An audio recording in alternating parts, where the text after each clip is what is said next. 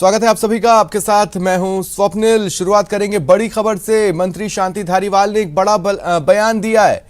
उन्होंने कहा कि अशोक गहलोत के नेतृत्व में ही 2023 में कांग्रेस मरुधरा में विधानसभा का चुनाव लड़ेगी और उन्होंने ये भी कहा कि ये 100% सत्य है, यही होने वाला है। पार्टी हाईकमान और एमएलए सभी चाहते हैं कि गहलोत आगे भी सीएम रहें। इधर सचिन पायलट पर शांति धारीवाल ने निशाना साधा। उन्होंने कहा कि जिंदा रह सके, चर्चा में रहे, इसीलिए मीडिया में खबर छपवाते रहते हैं। तो ये बड़ी खबर आपको बता रहे हैं। मंत्री शांति धारीवाल का ये बड़ा बयान सामने आया है। हालांकि ये पार्टी आला कमान की तरफ से नहीं आया है। और दूसरा ये भी बात है कि क्या इस बयान के जरिए मंत्री शांति धारीवाल आला कमान को कोई संदेश देना चाहते हैं? सर, मुख्यमंत्री बदलने की बात सामने आ रही है। चुनाव से पहले मुख्यमंत्री बदल दिया जाए क्या? मीडिया में छपवाते रहते हैं ताकि जिंदा रहें वो। बस ये इतनी सी बात। वास्तविकता क्या है सर? क्या चीज? वास्तविकता तो यही है कि जनता भी चाहती है, हाईकमान भी चाहता है और सारे एमएलए चाहते हैं कि मुख्यमंत्री जो है कंटिन्यू करेंगे, यही करेंगे कंटिन्यू। अशोक गहलोत ही रहेंगे। हाईकमान भी सर तमाम नेताओं से मुलाकात कर रहे करके उसके तो बाद हाईकमान का काम है, सबसे मुलाकात करते ही हैं। उसमें क्या बात है? सबको साथ लेकर के चलने की बात आती है हाईकमान के सामने। यही बात निकल कर आई कि सही समय पर अगर फैसला लेंगे तो पंजाब जैसी स्थिति नहीं बनेगी। पंजाब जैसी स्थिति यहाँ कहाँ बनने वाली है कौन यहाँ बनाने वाला? तो माना जाए गहलोत साहब के नेतृत्व में चुनाव लड़ा जाएगा 2023? बिल्कुल 100% उन्हीं के नेतृत्व में चुनाव लड़ा जाएगा। और सहयोगी राजीव तिवारी इस वक्त हमारे साथ फोन लाइन पर जुड़ रहे हैं। राजीव, देखिए दो चीजें हैं, या तो सचमुच जो शांति धारीवाल कह रहे हैं वही है, या फिर इस बयान के जरिए वो हाईकमान तक कोई मैसेज पहुंचाना चाहते हैं। बिल्कुल सही कहा आपने। जैसा कि उन्होंने कहा कि हाईकमान और जो विधायक हैं सभी लोग यही चाह रहे हैं कि अशोक गहलोत जी को कंटिन्यू मुख्यमंत्री रहने दिया जाए और उन्हीं के नेतृत्व में जो है 2023 का विधानसभा चुनाव भी लड़ा जाए। और उन्होंने बहुत तगड़ा कटाक्ष भी किया सचिन पायलट पे, बिना नाम लिए। उन्होंने कहा कि खुद को जिंदा रखने के लिए वह मीडिया में इस तरह की खबरें छपवाते रहते हैं। जैसे कि लगातार पिछले दिनों से इस तरह की खबर आ रही कि मुख्यमंत्री बदले जा सकते हैं, या सचिन पायलट ने पार्टी आला कमान से कहा कि मुख्यमंत्री बदल दीजिए तभी पार्टी जीत पाएगी। तरह तरह की बातें मीडिया में आ रही हैं। उन तमाम बातों का खंडन करते हुए उन्होंने सीधे तौर पर कहा कि पार्टी आला कमान की बात कीजिए या विधायक की बात कीजिए, सभी लोग यही चाहते हैं कि अशोक गहलोत जी मुख्यमंत्री बने रहे, उन्हीं के नेतृत्व में हम लोग अगला चुनाव भी लड़ें। और जहां तक दूसरे नेताओं की बात है जो तरह की बातें कर रहे हैं, वो खुद को जिंदा रखने के लिए इस तरह की खबरें जो है मीडिया में छपवा रहे हैं, यह सत्य नहीं है। जी राजीव, अभी तक जो भी कद्दावर चेहरे, या फिर हम ये कहें कि जो गहलोत खेमे के चेहरे हैं, उनसे जब इस तरह का सवाल पूछा जाता है, या पार्टी आला कमान की तरफ से अजय माकन आते हैं या दूसरे चेहरे उनसे पूछा जाता है, तो वो गोलमोल जवाब देते हैं। अगर यही पार्टी का स्टैंड है तो high command once and for all announcement कर सकता है। तो मोटे तौर पर मुझे ऐसा लगता है कि इस बयान के जरिए हाईकमान को एक संदेश देने की कोशिश है, जो हाल के दिनों में बार बार की जा रही है। सीएम अशोक गहलोत भी एक दो बार तंज कसकर इस तरह का संदेश पहुंचा चुके हैं कि भाई लोग या नंबर्स मेरे साथ हैं। बिल्कुल, इस बात से इंकार नहीं किया जा सकता है। पार्टी के वरिष्ठ नेता हैं, कैबिनेट मंत्री शांति धारीवाल जी वरिष्ठ नेता हैं, उनका यही मैसेज है कि जितने भी विधायक हैं और पार्टी के कार्यकर्ता हैं वह अशोक गहलोत के साथ हैं। और सभी लोग यही चाहते हैं कि 2023 का जो चुनाव हो तो उसमें जो है अशोक गहलोत के चेहरे पे चुनाव लड़ा जाए, उन्हीं को आगे करके लड़ा जाए। जैसा कि बात आ रहा है कि पायलट बदले जा सकते हैं, मतलब पायलट को अध्यक्ष बनाया जा सकता है, पायलट को कमान मिल सकता है। तो इस तमाम बातों पर पूर्ण विराम लगाते हुए वो पार्टी के जो रणनीतिकार हैं, पार्टी आला कमान है, उनको एक मैसेज देने की उनकी एक कोशिश है कि पार्टी के जो वर्तमान विधायक हैं या पार्टी के जो वरिष्ठ कार्यकर्ता हैं, नेता हैं, सभी यही चाहते हैं कि अशोक गहलोत के नेतृत्व में हम लोग चुनाव लड़ें। कुल मिला के यही है कि अपने खेमे को मजबूत करने की बहुत बड़ी एक रणनीति कही जा सकती है। या तमाम जो नेताओं की बातें हैं वो दिल्ली दौरे पे चुकी हैं। शांति धारीवाल आज जो राज्यों के मुख्यमंत्री और चीफ जस्टिस की जो बैठक थी उसमें शामिल हुए थे। उसके बाद जब बाहर आए तो तमाम मुद्दों पे बात करने के बाद उन्होंने कहा कि जो अफवाहें फैल रही हैं सब पूर्ण एक और चीज है कि देखिए, अगर वो कह रहे हैं कि 100% सत्य है, तो 100% सत्य इस बयान से ये निकलकर सामने आ रहा है कि पार्टी भले ही कहे गुटबाजी नहीं है, लेकिन कटुता तो है कुछ धड़ों के बीच में, दो धड़ों के बीच में। बिल्कुल, इस बात से इंकार नहीं किया जा सकता है। उनका सीधे तौर पे जो निशाना था वो सचिन पायलट पे ही था कि खुद को जिंदा रखने के लिए जो है, अपने आप को खबरों में जिंदा रखने के लिए वो लगातार इस तरह की खबरें प्लांट कराते रहते हैं, छपवाते रहते हैं। वो सीधे निशाने पे उन्होंने लिया है, कहा कि जो भी खबर इस समय आ रही है खबर मीडिया में, यह खबरें छपवाई जा रही हैं, कहीं पे कोई बदलाव नहीं होने जा रहा है, ना ही कोई इस्तीफा देने जा रहा है। सभी लोग यही चाहते हैं कि मुख्यमंत्री अशोक गहलोत बने रहें, और पार्टी के जो कार्यकर्ता हैं उनसे काफी उत्साहित हैं, प्रोत्साहित हैं, और पार्टी कार्यकर्ता भी चाहते हैं कि आगामी चुनाव हम लोग अशोक गहलोत जी के चेहरे पे चुनाव लड़ें। तो ऐसे में साफ है कि गुटबाजी तो भले पूर्ण विराम लगाने की कोशिश कर रही है सोनिया गांधी या तमाम जो रणनीतिकार हैं, अजय माकन है लोग, लेकिन गुटबाजी साफ सामने आ रही है। जी बिल्कुल राजीव, आपने पिछले सवाल के जवाब में एक शब्द का इस्तेमाल किया था, पूर्ण विराम। मैं ये कहूंगा कि अभी हमें ये कहना चाहिए कि दरअसल इन्होंने एक एक्सक्लेमेशन पॉइंट लगाया है मोटे तौर पर इस पूरे घटनाक्रम पर, और क्या कुछ उन्होंने कहा है? कुल जो यथा स्थिति बनी हुई है, क्योंकि कांग्रेस पार्टी की जो अंदर में जो अंतरकला है, इससे तो जग जाहिर, इसमें कोई दो राय नहीं है। लगातार जब पिछले दिनों मुख्यमंत्री अशोक गहलोत दौरे पे थे, उसके बाद सचिन पायलट भी मुलाकात किए सोनिया गांधी से, तो इस तरह की बातें सामने आ रही थी कि उसी दौरान मुख्यमंत्री का भी एक स्टेटमेंट आ जाता है कि मेरा रिजाइन लेटर जो है हमेशा सोनिया गांधी के पास पड़ा रहता है। तो ये तमाम जो बातें लगातार डेवलपमेंट हो रही हैं, इस पर तमाम तरह की बातें भी मीडिया में आ रही हैं। इन तमाम बातों को देखते हुए उन्होंने कहा कि जो भी बातें सामने आ रही हैं ये पूर्ण रूप से गलत हैं, कहीं कोई बदलाव नहीं हो रहा है, मुख्यमंत्री अशोक गहलोत बने रहेंगे। पार्टी के जो विधायक हैं, पार्टी के जो मंत्री हैं, नेता हैं, और यहाँ तक कि बूथ लेवल पर जो कार्यकर्ता हैं, उनकी भी मंशा यही है कि अशोक गहलोत ही मुख्यमंत्री बने रहें, और अशोक गहलोत के चेहरे पे ही जो है हम लोग आगामी विधानसभा चुनाव लड़ें। चलिए, शुक्रिया तमाम जानकारी के लिए। सर, मुख्यमंत्री बदलने की बात सामने आ रही है, चुनाव से पहले मुख्यमंत्री बदलते रहे, क्या मीडिया में छपवाते रहते हैं ताकि जिंदा रहें वो, बस ये इतनी सी बात। वास्तविकता क्या है सर, क्या चीज़? वास्तविकता तो यही है कि जनता भी चाहती है, हाईकमान भी चाहता है, और सारे एमएलए चाहते हैं कि मुख्यमंत्री जो है कंटिन्यू करेंगे, यही करेंगे कंटिन्यू, अशोक गहलोत ही रहेंगे। हाईकमान भी सर तमाम नेताओं से मुलाकात कर रहे करके उसके बाद हाईकमान का काम है, सबसे मुलाकात करते ही हैं, उसमें क्या बात है, सबको साथ लेकर के चलने की बात आती है हाईकमान के सामने। यही बात निकल कर आई कि सही समय पर अगर फैसला लेंगे तो पंजाब जैसी स्थिति नहीं बनेगी। पंजाब जैसी स्थिति यहाँ कहाँ बनने वाली है कौन यहाँ बनाने वाला? तो माना जाए गहलोत साहब के नेतृत्व में चुनाव लड़ा जाएगा 2023? बिल्कुल 100% उन्हीं के नेतृत्व में चुनाव लड़ा जाएगा। चलिए बढ़ते हैं आगे, बात करते हैं अलवर की, जहां हंगामे और उग्र प्रदर्शन की तस्वीरें वहां से आई हैं। देखिए तस्वीरें, आप देख सकते हैं जिले के राजकीय सामान्य चिकित्सालय में दरअसल संविदा पर कार्यरत कर्मचारी अचानक भड़क गए। कर्मचारियों ने तोड़फोड़ की, मारपीट की, संविदा कर्मियों ने कुर्सी तोड़ दी, अस्पताल में जमकर बवाल हुआ। दरअसल यूं कि अस्पताल में संविदा पर कार्यरत कर्मचारी से पार्किंग स्टैंड के संचालक ने मारपीट कर दी। इसके बाद गुस्से में आए संविदा कर्मियों ने अस्पताल के कार्य का बहिष्कार की चेतावनी देते हुए हंगामा किया। अस्पताल में संविदा पर नियुक्त computer operator, guard, ward boy और स्वीपर्स ने कार्य के बहिष्कार का ऐलान किया।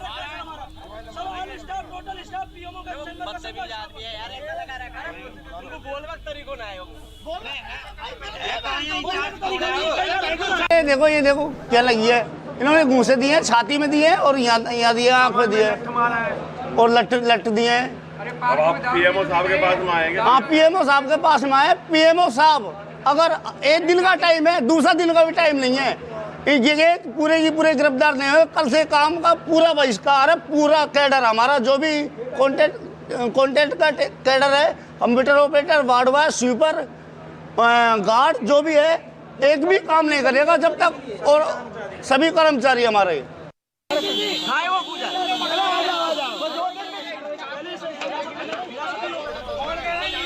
आप देख सकते हैं जिस तरह से बवाल हुआ, जिस तरह से कुर्सियां फेंकी गई, वहां रखे सामान को तोड़ा फोड़ा गया। ये संविदा कर्मियों के गुस्से को ये तस्वीरें अपने आप में बयां कर रही है। दरअसल जो जानकारी मिल रही है कि वहां जो पार्किंग स्टैंड है उसके संचालक ने एक संविदा पर कार्यरत कर्मचारी से मारपीट की, जिसके बाद संविदा कर्मी गुस्से में आ गए और जमकर हंगामा करने लगे।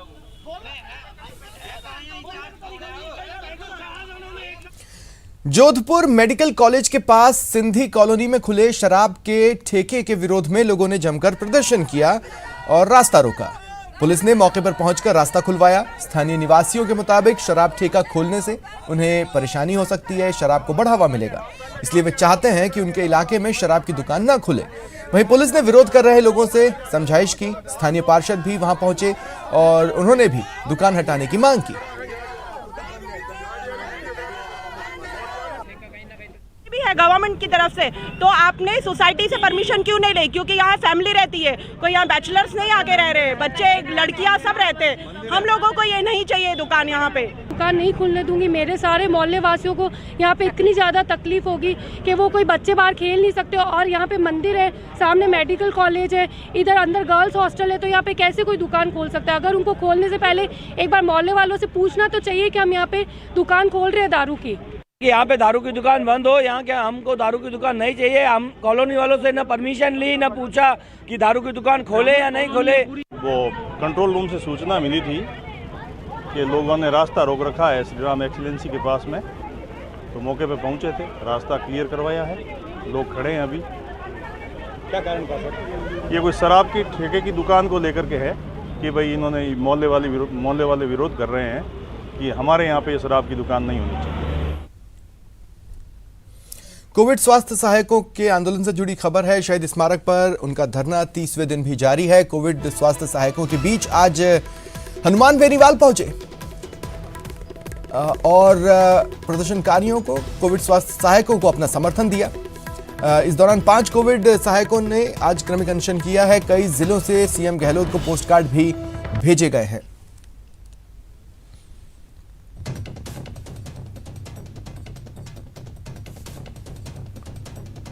और देखिए, हनुमान बेनीवाल ने कहा कि मेरा साथ आप लोगों के साथ है। सांसद हनुमान बेनीवाल शहीद स्मारक पहुंचे, उन्होंने वहां एक संबोधन भी दिया। उन्होंने कहा लड़ाई जरूर लंबी हो सकती है, लेकिन जहां हम पहुंच जाते हैं वहां वो पूरा हो जाता है।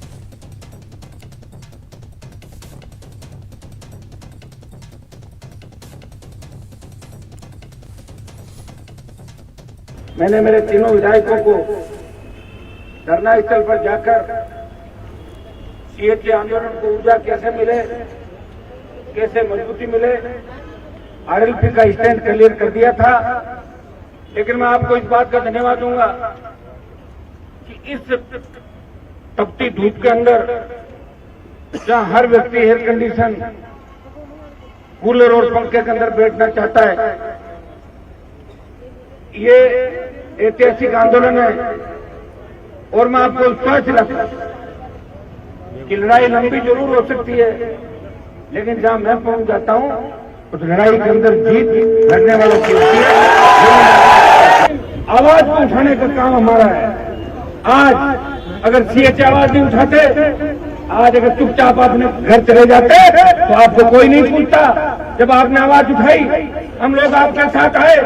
मुझे नहीं लगता कि कोई सी भी पार्टी बची होगी, सारे नेता यहाँ फोटो खिंचाना आएंगे, नहीं आएंगे, और भी आएंगे।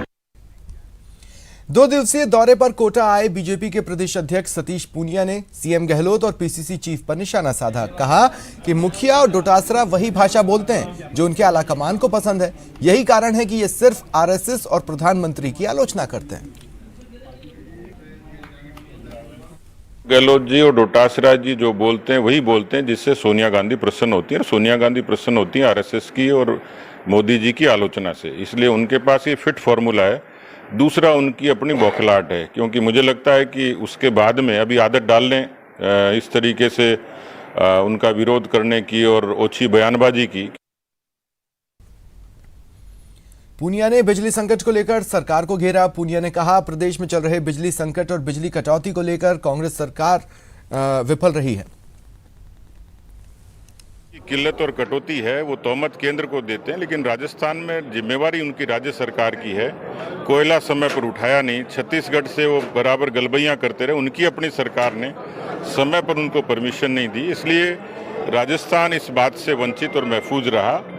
जिस जन घोषणा पत्र में निर्बाध बिजली की बात कही, सस्ती बिजली की बात कही, वो उनके वादे हवा हो गए। और इसलिए ये राजस्थान की सरकार का नैतिक दायित्व है कि इस भीषण गर्मी में विद्यार्थियों को परेशानी है, आम लोगों को परेशानी है। इस अघोषित बिजली कटौती से जिस तरीके से उनको तकलीफ हुई है, मुझे लगता है कोई न कोई योग्य समाधान करना चाहिए। ये राजस्थान की सरकार की जिम्मेवारी है। और बात करते हैं जोधपुर की। केंद्रीय जल शक्ति मंत्री गजेंद्र सिंह शेखावत रेल मार्ग से जोधपुर पहुंचे। उन्होंने अपने निजी आवास पर जनसुनवाई की, अधिकारियों को लोगों की समस्याओं के समाधान के निर्देश दिए। फिर मंत्री शेखावत सत्संग भवन में हो रहे धार्मिक कार्यक्रम में शामिल हुए। बता दें, शेखावत हाईकोर्ट हेरिटेज बिल्डिंग के सोलर पैनल प्लांट के उद्घाटन कार्यक्रम में भी शिरकत करेंगे। कोटा और बारां जिले के प्रवास के बाद केंद्रीय जल शक्ति मंत्री शनिवार को सुबह रेल मार्ग से जोधपुर पहुंचे। यहां से सीधे अपने निजी आवास गए और जनसुनवाई की।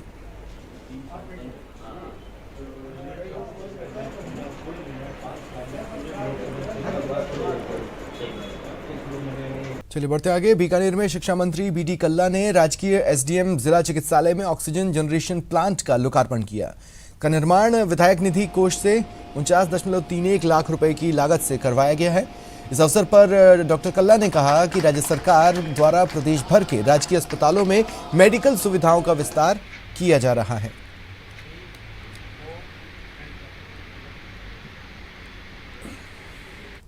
अब मैंने अपने विधायक कोटे से 49,31,000 रुपये की लागत से ये ऑक्सीजन का प्लांट आज लोकार्पित किया है। मैं समझता हूँ इससे यहाँ पर ऑक्सीजन की कमी नहीं रहेगी, प्रत्येक बेड को ऑक्सीजन की उपलब्धता रहेगी। और इसके साथ साथ यहाँ पर 2 एम्बुलेंस 33 लाख रुपये की लागत से विधायक कोटे से दी गई है। लगभग 1.5 करोड़ की लागत से विभिन्न प्रकार के जो सोलर एनर्जी से संबंधित कंपनियां हैं उनको प्रेरणा देकर यहाँ पर भवन बनाए जा रहे हैं। खबर अलवर से। एसीबी के विशेष कोर्ट ने 5 लाख रुपए रिश्वत मामले में आरोपियों की जमानत अर्जी खारिज कर दी। बता दें, 23 अप्रैल को एसीबी की टीम ने पूर्व जिला कलेक्टर नन्नूमल पहाड़िया, आरएएस अशोक साखला और दलाल नितिन को 5 लाख रुपए रिश्वत के साथ रंगे हाथों पकड़ा था।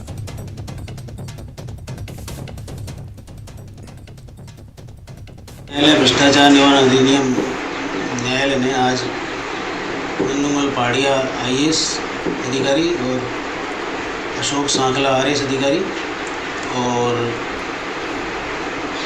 नितिन जो दलाल हैं, तीनों के जमानत प्रार्थना पत्र न्यायालय ने खारिज किए। और रिश्वत जो है तीनों के द्वारा षड्यंत्र करके जो है मांग करके ग्रहण की गई, ये माना प्रथम दृष्टया, और तीनों के प्रार्थना पत्र जमानत खारिज किए। बात करेंगे प्रदेश में गहराते कोयला संकट की। मरुधरा में कोयले की कमी के कारण बिजली संकट बढ़ रहा है। श्रीगंगानगर के थर्मल पावर प्लांट में भी बिजली का उत्पादन घट रहा है। 2820 मेगावाट क्षमता वाले थर्मल प्लांट से केवल 1569 मेगावाट बिजली का उत्पादन हो रहा है। इस वजह से किसान परेशान है। नहरबंदी के कारण किसान अपने खेत में सिंचाई नहीं कर पा रहे।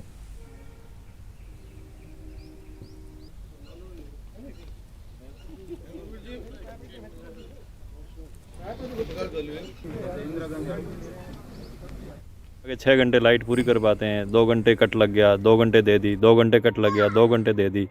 और अभी 2-3 दिन से ये भी न्यूज़ है, एएन साहब से बात करी, वो कह रहे हैं कि सरकार ने 5 घंटे लाइट कर दी। अब किसान कहाँ जाएगा? कॉटन की जो फसल है उसका पीक टाइम 20 अप्रैल से 25 मई के बीच में बुआई का टाइम है, और अभी कॉटन ही एक फसल है जिसका भाव ठीक है, बाज़ार भाव ठीक है, तो किसान शायद अपना कर्ज से निकल पाए। सरकारें सफाई देती है, यहाँ की सरकार भी सफाई देती है, अधिकारी लोग या एमएलए यहाँ के जो जनप्रतिनिधि हैं वो सफाई दे रहे हैं कि 16 प्रदेशों के अंदर बिजली का संकट है। सवाल ये है कि 16 प्रदेशों में क्या बिजली का संकट एक दिन में आ गया? हमारे गंगानगर जिले में लगातार बिजली के संकट से हम लोग जूझ रहे हैं पिछले 1 महीने से। इंदिरा गांधी नहर परियोजना में चल रही 60 दिनों की नहरबंदी के चलते किसान सिंचाई पानी से पहले ही महरूम है। वहीं प्रदेश में हाल ही में पैदा हुए बिजली संकट की वजह से ग्रामीण क्षेत्रों में लग रहे घंटों पावर कट ने नरमा की बिजाई पर ब्रेक लगा दिए हैं। ऐसे में यदि प्रदेश में जल्द ही बिजली का संकट दूर नहीं हुआ तो आईजीएनपी की सूरतगढ़ और अनूपगढ़ ब्रांच क्षेत्र के किसान नरमा बिजाई में काफ़ी हद तक पिछड़ जाएंगे। अशोक शर्मा, न्यूज़ 18 श्रीगंगानगर। ऊर्जा मंत्री भंवर सिंह भाटी ने कहा है कि राजस्थान ही नहीं पूरे देश में बिजली का संकट है। उन्होंने कहा प्रदेश सरकार बिजली संकट दूर करने के लिए हर संभव कोशिश कर रही है, लेकिन केंद्र से कोयला नहीं मिलने के कारण बिजली कटौती करनी पड़ रही है।